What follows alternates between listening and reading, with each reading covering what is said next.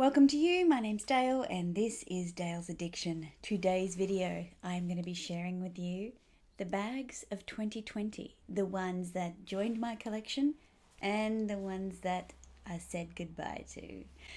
So as we come to a close on the year 2020, I thought it would be good to reconcile where my collection is at and what the bags I bought and sold say about where I'm heading.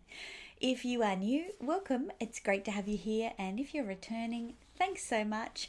We hit 700 subscribers not that long ago, and that is super exciting to me for something that I do purely for fun and that I get to interact with so many people who share the same crazy addiction. So I really appreciate each and every one of you. If you haven't already subscribed, please consider doing so. It just gives me an indication of how I'm tracking and which videos tend to get more interest. Because obviously I don't want to make videos that people aren't interested in, because that's a whole lot of time wasted if, they're not of any interest. I should just talk to myself in a mirror, just like I am now. Anyway.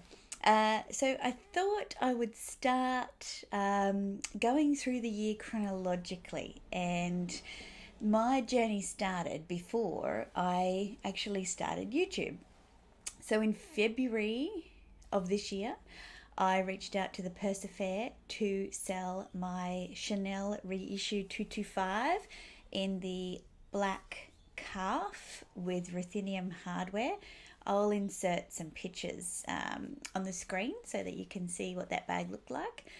I bought that bag brand new in Barcelona on holiday in 2018, and I hardly used it. So it was the first one that I said goodbye to. The first bag I said hello to coming into April 2020, just after Australia went into lockdown, was the bag that started my channel, my Fendi Mini Peekaboo Celeria. She's stuffed with her dust bag in the ivory or off-white colour. This bag really didn't get any use until we started to see the warmer months. And honestly, I have loved using her. So yeah, she joined in April. My first white luxury bag since the dreaded Louis Vuitton Speedy scenario. If you're not familiar with that, I'll throw a few quick horror shots up on the screen so you can catch up.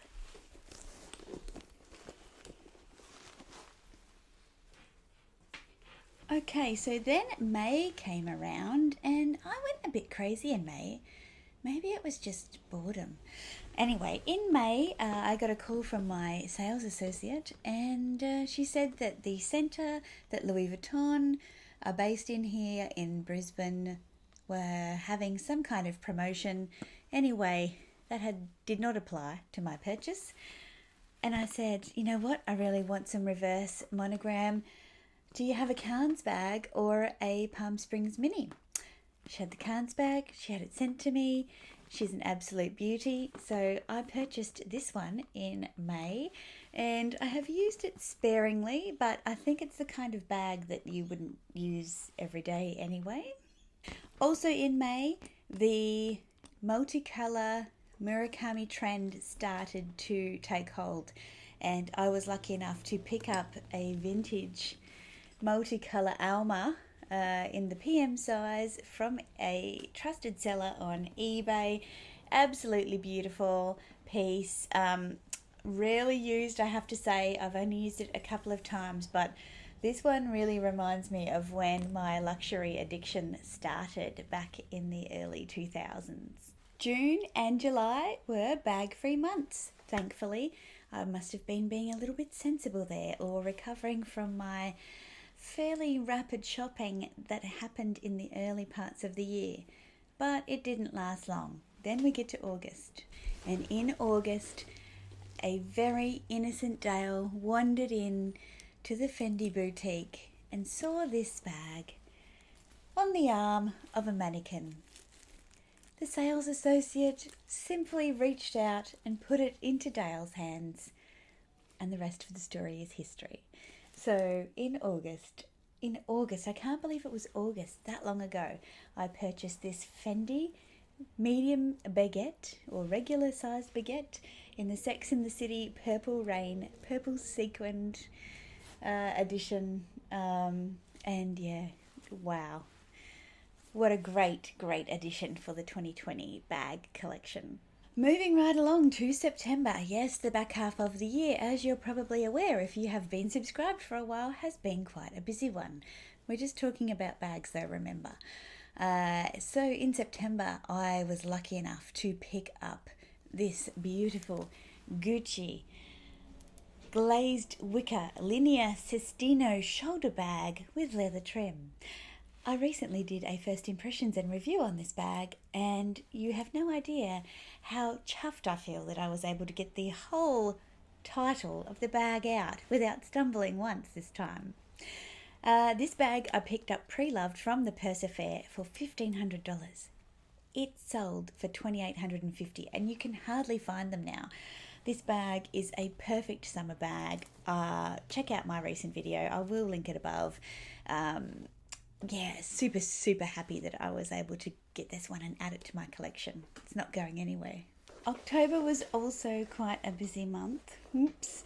I picked up my Fendi Nano Baguette.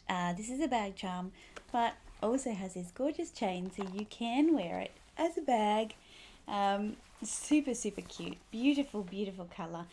Yeah, really happy to have a little piece in this candy pink colour. You know how this story goes. It's just Fendi. And then my fabulous sales assistant, Bessie, was able to chase down this beautiful lilac mini. That was a nano, so this is a mini baguette in the lamb, in this stunning lilac colour. This one came all the way from Thailand, so she has been overseas this year, more so than the rest of us, trapped on this beautiful tropical island that we call Australia. So no complaints there, no complaints. But these two joined my collection in October. At the end of October, I decided that I needed to have a bit of a review of my collection, and I listed my Pochette Matisse in the Monogram for sale on a couple of Facebook sites, and eventually decided that I didn't want the stress and the constant communication, and so I consigned that bag with the Purse Affair. I only lost about $150 on that bag from the purchase price that I bought. So somebody's happily got that bag now, but I am doing a video, spoiler alert, Princess Lux Love and I are collaborating on a video in the coming weeks, where we'll talk a bit more about the bags that we've sold. So stay tuned for how we got to that, or how I got to that point anyway. So the Pochette Matisse, gone. Also in November, I returned a bag that I bought. I was in boutique with my lovely daughter-in-law, and she had picked up her very first Louis Vuitton bag, which was the Alma in the Damier Ebene, and it was a really great shopping experience. I saw that they had a lot of stock in things that they don't usually have. So clays, the BB Alma, lots of things that aren't usually in store. There was a Palm Springs Mini, and there was a multi-pochette accessories. So I asked to see it. I deliberated over lunch, and I ended up purchasing the multi-pochette with the rose strap, and I'll insert a picture here. I was wearing a dress on the day. I don't feel it really went with the dress, but I thought, given my style, I think I need to take it home and try it with different outfits, especially because there was one in store, and I knew that if I didn't take it, somebody else would have picked it up. In saying that, I brought it home. I tried it with a few different outfits, and it just didn't work for me. It just seemed a bit busy, and I was actually thinking of selling my Louis Vuitton favourite and upgrading to the multi-pochette, so that I would have the 3 pochettes, or the options, rather than just one. Anyway, it was pretty easy for me to make the decision that the multi-pochette had to go back, and I'm keeping the favourite. And my final purchase for 2020, we're sitting at about the 7th of December now, so I think it's safe to say this is my final bag purchase of 2020, is my Fendi Mini Peekaboo in the Celeria in the black with the tan lining. This bag joined my collection very, very recently. An absolute beauty. I have not worn it out yet. I need to do that, I know. I've just been so obsessed with especially this one, that, yeah, and birthday month has meant that I was wearing my sparkly baguette. So, yeah, I will get to it, I promise. But yes, oh, look at that. Which of my 2020 bags is your favourite?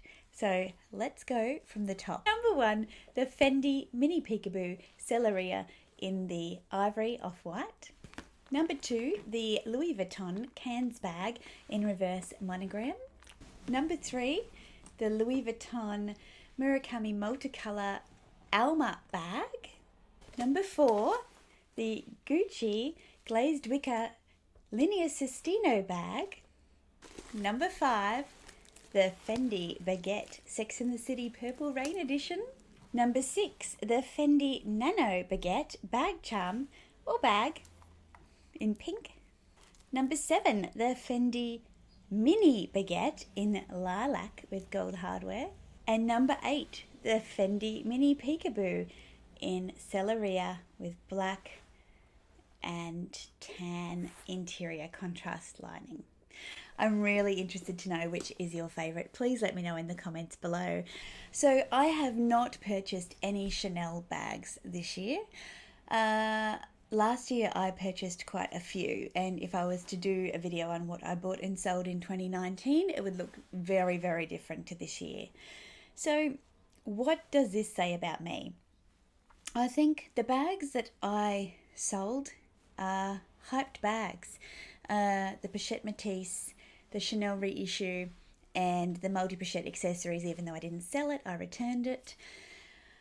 I think I just got sucked into the hype, to be perfectly honest. They are beautiful bags, absolutely. The purchasing experience and the chase for them, given that they're so difficult to get a hold of in those combinations, you know, I can't deny that was great, but were they really me?